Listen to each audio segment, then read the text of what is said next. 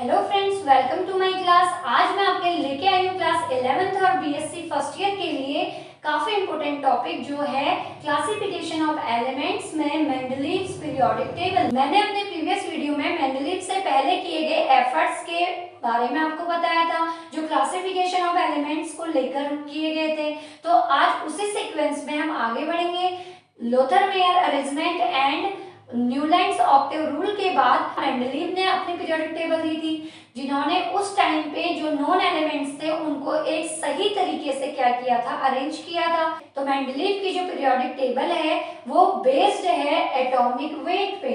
तो atomic weight की बात करते हैं मेंडलीव। मैं आपको बता दूं कि जिस टाइम पे मेंडलीव ने अपनी पीरियोडिक टेबल प्रपोज की थी उस टाइम पे केवल 65 एलिमेंट्स ही क्या थे, नोन थे। मेंडलीव ने काफी सही तरीके से अरेंज किया था सिस्टमैटिक वे में नॉन एलिमेंट्स को, लेकिन किस पे बेस्ड थे, उनके एटॉमिक वेट पे। तो उन्होंने एलिमेंट को उनके एटॉमिक मासेस और एटॉमिक वेट्स के इंक्रीजिंग ऑर्डर में क्या किया था, अरेंज किया था। मेंडलीव की पीरियोडिक टेबल डिस्कस करने से पहले हम डिस्कस करते हैं इनका पीरियोडिक रूल, जो काफी इंपॉर्टेंट है और पूछा जाता है कई बार एग्जाम्स में भी। तो मेंडलीव का पीरियोडिक लॉ क्या कहता है? The physical and chemical properties of the elements are the periodic functions of their atomic weights or atomic masses। मैंने आपको अभी बताया कि मेंडलीव की पीरियोडिक टेबल एटॉमिक वेट्स और एटॉमिक मासेस पे क्या है, डिपेंड है। तो इसीलिए मेंडलीव के अकॉर्डिंग जो भी एलिमेंट्स होते हैं या जो भी उस टाइम पे नॉन एलिमेंट्स थे, उनकी जो फिजिकल और केमिकल प्रॉपर्टीज होंगी वो उन एलिमेंट्स के एटॉमिक मासेस और एटॉमिक वेट्स के पीरियोडिक फंक्शंस होते हैं। पीरियोडिक फंक्शन मींस कि बार बार एक ही प्रॉपर्टी क्या होती है, रिपीट होती है जब हम क्या करते हैं, एलिमेंट्स को उनके increasing order of atomic weights में क्या करते हैं, अरेंज करते हैं। तो एलिमेंट्स को उनके एटॉमिक मासेस के इंक्रीजिंग ऑर्डर में रखने पर इनकी जो फिजिकल और केमिकल प्रॉपर्टीज होती हैं वो एक टाइम बाद फिर से क्या होती हैं, रिपीट होती हैं। यानी कि एक पर्टिकुलर गैप के बाद फिर से क्या होती हैं, रिपीट होती हैं। तो यही मेंडलीव का पीरियोडिक रूल था। मैं आपको फिर से समराइज कर देती हूँ। तो मेंडलीव के अकॉर्डिंग एलिमेंट्स के फिजिकल एंड केमिकल जो प्रॉपर्टीज होती हैं, जब उनको उनके एटॉमिक वेट के इंक्रीजिंग ऑर्डर में अरेंज किया जाता है तो एक पर्टिकुलर गैप के बाद उनकी फिजिकल एंड केमिकल प्रॉपर्टी जो होती हैं वो क्या होती हैं, फिर से रिपीट होने लगती हैं। तो इसीलिए कहा जाता है the physical and chemical properties of the elements are the periodic functions of their atomic masses और वेट्स। तो इसी पीरियोडिक रूल को अप्लाई करके मेंडलीव ने अपनी पीरियोडिक टेबल दी थी। This periodic table contained about 65 elements known at that time। जब Mendeleev ने अपनी पीरियोडिक टेबल दी थी तो केवल 65 एलिमेंट्स ही क्या थे, नोन थे। In this table the elements were arranged horizontally in 10 series in the order of their increasing atomic weights। तो इन्होंने अपनी पीरियोडिक टेबल में जो एलिमेंट्स थे उनको एटॉमिक वेट के इंक्रीजिंग ऑर्डर में अरेंज किया। और कैसे अरेंज किया, हॉरिजॉन्टली, यानी कि वर्टिकल लाइंस हुई, यानी कि वर्टिकल लाइंस हुई ये, हॉरिजॉन्टल लाइंस हुई ये। तो इन्होंने नॉन एलिमेंट्स को इस तरीके से हॉरिजॉन्टली क्या किया, पीरियोडिक टेबल में अरेंज किया। तो यहाँ पे मैंने 2 पॉइंट लिखे हुए हैं, जिसमें फर्स्ट पॉइंट है the horizontal columns are called periods. Periodic table में जो भी ऐसे हॉरिजॉन्टल लाइंस होंगी, तिरछी लाइंस होंगी, इनको पीरियड्स कहते हैं। And vertical columns are called groups. और जो ये वर्टिकल लाइंस होती हैं इनको क्या कहते हैं, ग्रुप्स कहते हैं। तो मेंडलीव ने अपनी पीरियोडिक टेबल में एलिमेंट्स को सिस्टमैटिक वे में हॉरिजॉन्टल लाइंस और हॉरिजॉन्टल कॉलम्स और वर्टिकल कॉलम्स में क्या किया, अरेंज किया। तो इनकी जो पीरियोडिक टेबल थी इसमें केवल 2 ही चीजें हैं, एक है पीरियड्स यानी कि हॉरिजॉन्टल लाइंस और दूसरा है क्या, वर्टिकल कॉलम्स यानी कि ग्रुप्स। तो मेंडलीव ने अपनी पीरियोडिक टेबल में केवल 2 ही चीज कंसीडर की, एक हॉरिजॉन्टल लाइंस जिनको सीरीज कहा गया और एक वर्टिकल लाइंस जिनको ग्रुप्स कहा गया। तो सीरीज को बाद में पीरियड्स कह दिया गया और वर्टिकल लाइंस को क्या कह दिया गया, ग्रुप्स। डिस्कस करेंगे कि मेंडलीव ने जो अपनी पीरियोडिक टेबल दी उसकी क्या क्या प्रॉपर्टीज हैं, उसकी क्या क्या कैरेक्टरिस्टिक्स हैं। तो मेंडलीव ने अपनी पीरियोडिक टेबल में मेनली दो चीजें ली। एक तो उन्होंने हॉरिजॉन्टल लाइंस ली जिनको हमने पीरियड्स कहा, और एक उन्होंने वर्टिकल लाइंस ली जिनको हमने ग्रुप्स कहा। तो ये मैंने आपको बताया था कि हॉरिजॉन्टल लाइंस होती हैं ऐसे तिरछी वाली, और वर्टिकल लाइंस होती हैं कौन सी वाली, ऐसे खड़ी वाली। तो ये जो है इनको ग्रुप्स कहा गया, और ये जो है इनको पीरियड्स कहा गया। तो ये ग्रुप्स हैं और ये क्या हैं, पीरियड्स हैं, इस तरीके से। तो अब मेंडलीव की पीरियोडिक टेबल के कैरेक्टरिस्टिक में हम फर्स्ट कैरेक्टरिस्टिक पढ़ेंगे पीरियड्स, कि कितने पीरियड्स इन्होंने अपनी पीरियोडिक टेबल में मेंशन किए। So 7 horizontal columns are present in the periodic table are called periods. These are numbered from first to 7th. तो मेंडलीव ने अपनी पीरियोडिक टेबल में 7 हॉरिजॉन्टल कॉलम्स को लिया था, या हम कहेंगे कि 7 हॉरिजॉन्टल लाइंस को लिया था जिनको क्या कहते हैं, पीरियड्स कहते हैं। और इन्हीं 7 पीरियड में उन्होंने जो नंबरिंग की थी वो रोमन में की थी, और फर्स्ट से, और उनकी जो नंबरिंग थी वो थी first, second, third, fourth, fifth, sixth and seventh. तो 7 हॉरिजॉन्टल कॉलम थे मेंडलीव की पीरियोडिक टेबल में। First period contains 2 elements, while second and third period contains of 8 elements in each. The fourth, fifth, sixth periods contain 18, 18 and 32 elements respectively. तो Mendeleev ने अपनी first period में केवल 2 ही element माने थे, हाइड्रोजन एंड हीलियम को, and second, third में 8 element होते हैं, और फोर्थ, फिफ्थ, सिक्स्थ में कितने, 18, 18 एंड 32 एलिमेंट्स होते हैं। तो ये जो मैंने एलिमेंट्स लिए हैं 18, 18, 32 fourth, fifth and sixth period में, ये मॉडिफाइड मेंडलीव की टेबल से लिए हैं। तो अब बात करते हैं ग्रुप्स की, कि मेंडलीव ने अपने पीरियोडिक टेबल को कितने ग्रुप्स में डिवाइड किया था। तो यहाँ पे जो ग्रुप्स होते हैं वर्टिकल लाइंस होती हैं। So there are 8 vertical columns in the periodic table, these are called groups. तो मेंडलीव ने अपनी पीरियोडिक टेबल में 8 वर्टिकल कॉलम रखे थे जिनको क्या नेम दिया जाता है, ग्रुप्स। तो इन्हीं ग्रुप्स को उन्होंने नंबरिंग दी थी रोमन में, जो थी फर्स्ट टू 8th, यानी कि first, second, third, fourth, fifth, sixth, seventh and 8th। इस टाइम पे केवल 8 ही यहाँ पे क्या थे, ग्रुप्स थे। बट बाद में जब मेंडलीव की टेबल मॉडिफाई की गई तो उस टाइम पे इसमें एक ग्रुप को और इंक्लूड किया गया जो था जीरो ग्रुप। सो मैंने यहाँ पे लिखा है zero group was added later on the modified Mendeleev's periodic table.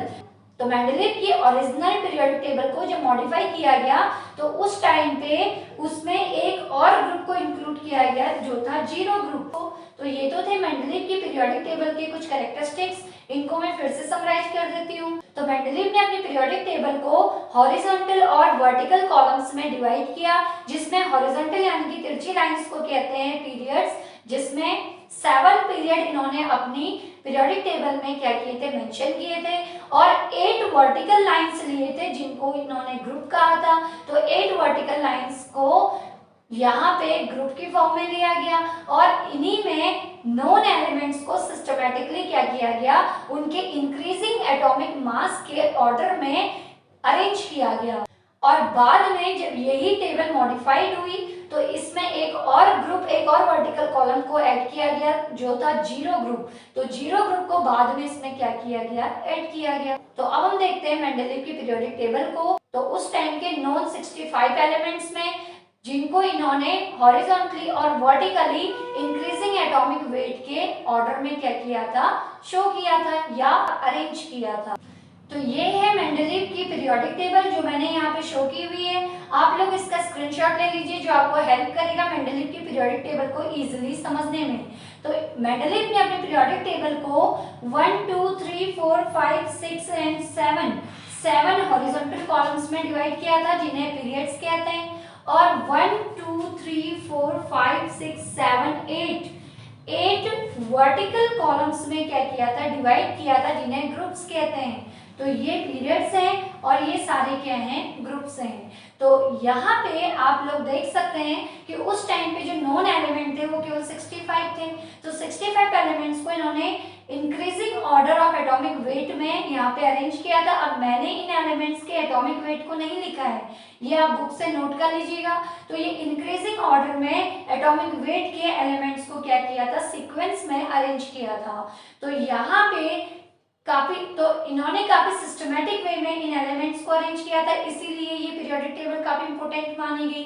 जबकि इसके पहले वाले जिन्होंने एफर्ट्स दिए थे अपने सिस्टमेटिक क्लासिफिकेशन के लिए, वो सब क्या हो गए, फेल हो गए। तो यहाँ पे मेंडलीव ने कुछ वैकेंट स्पेसेस भी छोड़े हैं जो मैंने डॉट से या डैश से शो किए हुए हैं। तो यही जो वैकेंट प्लेसेस हैं जो मेंडलीव ने अपने पीरियोडिक टेबल में क्या किए थे, छोड़े थे, इन्हीं में बाद में न्यू एलिमेंट्स की डिस्कवरी हुई और वो एलिमेंट्स आज ऑक्यूपाइड हो चुके हैं इन वैकेंट स्पेस में। यानी कि मेंडलीव ने जो हाइपोथेसिस अपनी ली थी, यानी कि मेंडलीव ने अपने जिस हाइपोथेसिस से इन प्लेसेस को वैकेंट छोड़ा था, वो बाद में जाके बिल्कुल सही प्रूव हुआ और आज इन वैकेंट प्लेसेस पे सारे एलिमेंट क्या हो चुके हैं, ऑक्यूपाई हो चुके हैं। तो आज करंट में ये सारे वैकेंट प्लेसेस क्या हो चुके हैं, ऑक्यूपाई हो चुके हैं और न्यू एलिमेंट्स की डिस्कवरी में मेंडलीव की इस वैकेंट स्पेस की हाइपोथेसिस ने काफी अच्छा काम किया और एक न्यू डायरेक्शन दी न्यू एलिमेंट की रिसर्च के लिए कि आगे भी एलिमेंट्स आएंगे जो इन वैकेंट स्पेस को क्या करेंगे, ऑक्यूपाई करेंगे। तो यहाँ पे आप एक चीज और फोकस कीजिए कि यहाँ पे मेंडलीव की पीरियोडिक टेबल में जो 8th ग्रुप लिया है वो 3 सब ग्रुप्स में डिवाइडेड है। तो 8th के ही केवल 3 ग्रुप्स हैं, एक आयरन वाला, एक कोबाल्ट और एक निकिल वाले।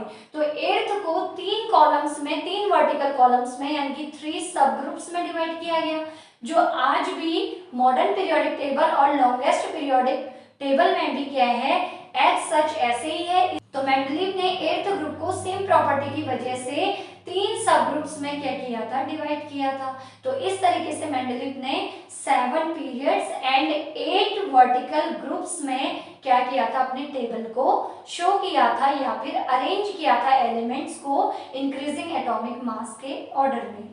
अब हम डिस्कस करते हैं importance and significance of Mendeleev's periodic table की, कि मेंडलीव ने जो अपनी पीरियोडिक टेबल दी उसकी क्या सिग्निफिकेंस है, क्या उसकी इंपॉर्टेंस रही है। जो है number 1, in the systematic study of the elements, क्योंकि अगर एलिमेंट्स को एक सिस्टमैटिक वे में अरेंज नहीं किया जाता तो इनकी प्रॉपर्टीज का पता नहीं चलता कि कौन सी फिजिकल प्रॉपर्टीज शो करते हैं और कौन सी केमिकल प्रॉपर्टीज शो करते हैं। तो हमें हर एक एलिमेंट के प्रॉपर्टीज को समझने में काफी टाइम लग जाता। तो मेंडलीव ने इनका सिस्टमैटिकली ग्रुप्स और पीरियड्स में अरेंजमेंट शो किया। तो और ये भी कहा कि जो एलिमेंट्स एक ग्रुप में आते हैं उनकी प्रॉपर्टीज फिजिकल एंड केमिकल क्या रहेंगी, सेम रहेंगी। तो एक ग्रुप में इनके अरेंजमेंट से, इनकी प्लेसमेंट से इनकी स्टडी करना, इनकी प्रॉपर्टीज को समझना काफी क्या हो गया, आसान हो गया। Second, atomic mass correction of doubtful elements on the basis of their expected position and properties। Second जो है कि जो भी एलिमेंट्स के उस टाइम पे करेक्ट मासेस नहीं थे, यानी कि डाउटफुल मासेस थे, उन डाउटफुल मासेस को करेक्ट करने के लिए इस पीरियोडिक टेबल की हेल्प ली गई। तो बहुत सारे एटॉमिक मासेस उस टाइम पे रॉन्ग थे, कुछ ऐसे डाउटफुल एलिमेंट्स थे जिनके एटॉमिक मासेस इनकरेक्ट थे, तो उनको करेक्ट करने में इस पीरियोडिक टेबल की काफी क्या रही, हेल्प रही, क्योंकि इसमें एलिमेंट्स को उनके इंक्रीजिंग एटॉमिक मास के ऑर्डर में क्या किया गया था, अरेंज किया गया था। और थर्ड जो सबसे इंपॉर्टेंट है वो है in the prediction of new elements and their properties. ये काफी इंपॉर्टेंट है कि इन्होंने, तो अभी मैंने आपको मेंडलीव की ओरिजिनल पीरियोडिक टेबल शो करी थी, तो उसमें मैंने आपको बताया था कि मेंडलीव ने कुछ स्पेस क्या कर दिए थे, वैकेंट छोड़ दिए थे। तो उन वैकेंट स्पेसेस के छोड़ने से ही आगे न्यू एलिमेंट्स की उन्होंने क्या की थी, प्रेडिक्शन की थी। उन्होंने अपनी हाइपोथेसिस में कहा था कि इन वैकेंट स्पेसेस में न्यू एलिमेंट क्या होंगे, ऑक्यूपाई होंगे और वो इन सिमिलर प्रॉपर्टीज को क्या करेंगे, शो करेंगे। तो इसी प्रेडिक्शन से, इसी भविष्यवाणी से आज न्यू एलिमेंट्स की डिस्कवरी में क्या हुई, हमें काफी हेल्प मिली इस पीरियोडिक टेबल की हेल्प से। तो आज जो मॉडिफाइड टेबल है उसमें जो ये वैकेंट स्पेस न्यू एलिमेंट से फिल हो चुके हैं, क्योंकि मेंडलीव ने पहले ही अपने पीरियोडिक टेबल में इन न्यू एलिमेंट्स की क्या कर दी थी, प्रेडिक्शन कर दी थी। तो उसी की हेल्प से इनकी डिस्कवरी क्या होगी, इजी होगी। तो ये तो थे सिग्निफिकेंस और इम्पोर्टेंस। अब इस पीरियोडिक टेबल की बहुत सारी लिमिटेशंस भी थी, तो उन्हें भी हम डिस्कस कर लेते हैं, क्योंकि लिमिटेशन से ही हमें न्यू मॉडर्न पीरियोडिक टेबल को पढ़ने में क्या मिलेगी, हेल्प मिलेगी। अब हम डिस्कस करते हैं लिमिटेशंस और drawbacks of Mendeleev's periodic table, क्योंकि फर्स्ट पीरियोडिक टेबल थी जो सिस्टमेटिकली अरेंज की गई थी, तो इसकी कुछ इंपॉर्टेंस थी, तो कुछ लिमिटेशंस, कुछ कमियां भी इसमें रह गई थी। तो वो कमियां क्या थी? तो फर्स्ट है पोजीशन ऑफ हाइड्रोजन। तो मैं आपको बता दूं, हाइड्रोजन एक गैस है जिसका एटॉमिक नंबर 1 है, और ये जो है ये एल्कली मेटल यानी कि ग्रुप फर्स्ट के साथ भी और 17th ग्रुप हेलोजन के साथ भी सिमिलरिटी शो करती है। इसके हाफ करेक्टर एल्कली मेटल से बिलोंग करते हैं और हाफ करेक्टर से इसके हेलोजन से सिमिलरिटी शो करते हैं। तो इसीलिए इसकी पोजीशन जो है वो फिक्स नहीं हो पाई थी मेंडलीव की पीरियोडिक टेबल में, यानी कि उसको रॉन्ग माना गया था कि क्यों इसको एल्कली मेटल के साथ प्लेस किया गया, जबकि इसकी स्टेट क्या है, गैस है। तो गैस को मेटल्स के साथ क्यों रखा गया, जबकि हाफ प्रॉपर्टी इसकी हेलोजन या सीबी थी। तो इसीलिए इसकी पोजीशन डिसाइड नहीं हो पाई कि इसकी एग्जैक्ट पोजीशन क्या होगी पीरियोडिक टेबल में, तो इसीलिए हाइड्रोजन की पोजीशन सही तरीके से डिसाइड नहीं हो पाई थी। सेकेंड है पोजीशन ऑफ आइसोटोप्स। जैसे हाइड्रोजन के आइसोटोप है प्रोटियम, ड्यूटेरियम एंड ट्राइटियम, ऐसे ही सेवरल आइसोटोप्स हैं बहुत सारे एलिमेंट्स के, तो जिनको इस पीरियोडिक टेबल में प्लेस नहीं मिला, क्योंकि मेंडलीव ने अपनी पीरियोडिक टेबल एटॉमिक मास के इंक्रीजिंग ऑर्डर में क्या किया था, अरेंज किया था। तो आइसोटोप क्या होते हैं बाय डेफिनेशन, जिनके एटॉमिक नंबर तो सेम होते हैं लेकिन उनके एटॉमिक मासेस क्या होते हैं, डिफरेंट होते हैं। तो डिफरेंट एटॉमिक मास होने की वजह से इनको जो है अलग अलग प्लेस मिलना चाहिए था, अलग अलग जगह मिलनी चाहिए थी, लेकिन एक ही एलिमेंट के डिफरेंट फॉर्म्स हैं, लेकिन एटॉमिक मास अलग है और नंबर सेम था। तो इनको मेंडलीव के अकॉर्डिंग अलग अलग प्लेस दिया जाना चाहिए था, लेकिन मेंडलीव ने आइसोटोप को लेके कोई भी बात नहीं करी और कोई भी एक्सप्लेनेशन नहीं दिया आइसोटोप्स के लिए, और उनकी पोजीशन को डिसाइड नहीं किया अपनी पीरियोडिक टेबल में। थर्ड है anomalous position of some elements. तो इस पॉइंट के अकॉर्डिंग मेंडलीव ने अपने पीरियोडिक टेबल में बहुत सारे एलिमेंट्स को रॉन्ग प्लेस किया था, क्योंकि उन्होंने अपने टेबल को increasing order of atomic mass में रखा था, लेकिन जब उन्होंने एलिमेंट्स को प्लेस किया तो कुछ कम एटॉमिक वेट वाले एलिमेंट ज्यादा एटॉमिक वेट वालों के बाद आ रहे थे और कुछ लो वालों को बाद में प्लेस किया था इनसे। तो फॉर एग्जाम्पल जैसे ऑर्गन है, ऑर्गन का एटॉमिक नंबर है 18 और इसका एटॉमिक मास है 40, और सेकेंड है पोटेशियम जिसका एटॉमिक नंबर है 19 और एटॉमिक मास है 39। तो इसमें पोटेशियम का जो एटॉमिक मास है वो ऑर्गन की कंपेयर में क्या है, कम है, लेकिन मेंडलीव ने अपने पीरियोडिक टेबल में ऑर्गन को पहले प्लेस किया और पोटेशियम को बाद में। ऐसे ही कॉपर की भी उन्होंने रॉन्ग प्लेसमेंट की थी। और इसके अलावा जो निकिल और कोबाल्ट हैं, तो निकिल का एटॉमिक मास होता है, निकिल का होता है 58.7 और कोबाल्ट का होता है 58.9। तो यहाँ पे कोबाल्ट का एटॉमिक मास ज्यादा है निकिल के कंपेयर में, लेकिन मेंडलीव ने अपने पीरियोडिक टेबल में पहले कोबाल्ट को प्लेस किया फिर निकिल को प्लेस किया, जिससे ये इंक्रीजिंग एटॉमिक मास के नहीं बल्कि डिक्रीजिंग एटॉमिक मास के ऑर्डर में क्या हो गए, अरेंज हो गए। उनके रूल के अकॉर्डिंग इंक्रीजिंग ऑर्डर होना चाहिए था एटॉमिक मास का, लेकिन यहाँ पे इंक्रीजिंग की बजाय कहीं कहीं पे डिक्रीजिंग ऑर्डर क्या कर रहे थे, एलिमेंट शो कर रहे थे। तो ये भी एक बहुत बड़ा ड्रॉबैक था उनकी पीरियोडिक टेबल का। और नेक्स्ट ड्रॉबैक है position of lanthanoids and actinoids. उन्होंने लैंथेनॉइड और एक्टिनॉइड जिसमें कि रेडियो एक्टिव एलिमेंट्स आते हैं और कुछ हायर एटॉमिक वेट वाले एलिमेंट्स आते हैं, तो उनको पीरियोडिक टेबल में पोजीशन नहीं दी। मेंडलीव ने इन एलिमेंट्स को मेन पीरियोडिक टेबल में प्लेस नहीं दिया, बजाय इसके उन्होंने इन एलिमेंट्स को पीरियोडिक टेबल के नीचे प्लेस कर दिया। और ये आज मॉडर्न पीरियोडिक टेबल और longest form of periodic table का भी एक ड्रॉबैक है कि लैंथेनॉइड और एक्टिनॉइड्स को आज भी सही प्लेस पीरियोडिक टेबल के अंदर नहीं मिला है, बल्कि अभी भी लैंथेनॉइड और एक्टिनॉइड सीरीज को अलग से मेन पीरियोडिक टेबल के नीचे प्लेस किया गया है। तो ये भी एक ड्रॉबैक था। इसके अलावा एक और ड्रॉबैक है मेंडलीव्स पीरियोडिक टेबल का, जो मैंने यहाँ पे शो नहीं किया हुआ है, वो है ग्रुप 8 को 3 सब ग्रुप्स में डिवाइड करना। तो किस बेसिस पे उन्होंने 8th ग्रुप को 3 सब ग्रुप में डिवाइड किया था, इसकी भी कुछ एक्सप्लेनेशन मेंडलीव नहीं दे पाए थे। तो ये भी उनका एक ड्रॉबैक माना गया था कि 8th ग्रुप को 3 सब ग्रुप्स में क्यों डिवाइड किया गया है। तो ये थी मेंडलीव की पीरियोडिक टेबल, उस पीरियोडिक टेबल के कुछ कैरेक्टरिस्टिक्स एंड पीरियोडिक टेबल के इम्पोर्टेंस और सिग्निफिकेंस और साथ ही उनके ड्रॉबैक्स एंड लिमिटेशंस। तो आई होप आपको ये टॉपिक समझ आ गया होगा। अगर इससे रिलेटेड आपको कोई भी डाउट्स हो तो प्लीज आप मुझे कमेंट करके बताइएगा।